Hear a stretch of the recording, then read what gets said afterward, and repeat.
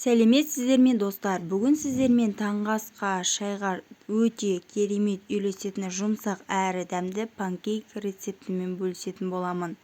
Бұл рецепттің ең үлкен айырмашылығы өте оңай, тез дайындалады және миксерді қажет етпейді. Іші піспей қалады деп еш уайымдамайсыздар. Өте дәмді, жұмсақ әрі дәмді болып пісіп шығады. Алдымен сіздерге жасалу жолын көрсететін боламын. Тереңдеу ыдысқа бір жұмыртқаны жарып алатын боламыз. Содан соң үстінен қант қосамыз.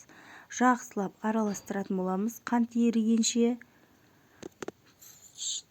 венчик көмегімен жақсылап араластыратын боламыз. Осылайша жұмыртқамыз ақшыл түске енгеннен кейін оған өсімдік майымызды қосатын боламыз. 2 ас қасық өсімдік майын қосып, жақсылап араластырып алатын боламыз.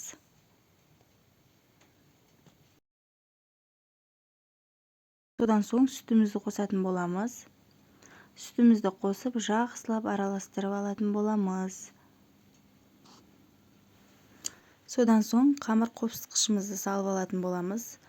Сосын артынша ұнымызды аз-аздан салып, жақсылап араластырып алатын боламыз.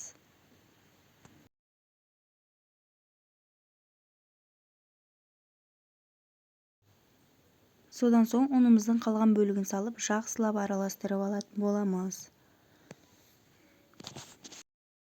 Қамыр дайын болған соң табаны орташа отқа қойып, жақсылап қыздырамыз. Табаны майламай-ақ пісіруге болады, немесе өте аз ғана май жағуға болады.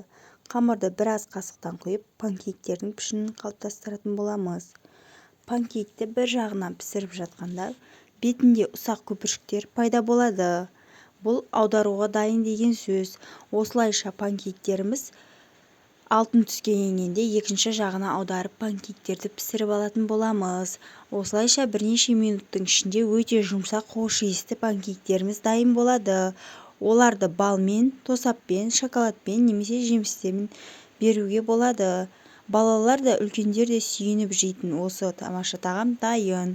Егер бұл рецепт сізге ұнаса, міндетті түрде лайк басып, арнама жазылуды ұмытпаңыздар.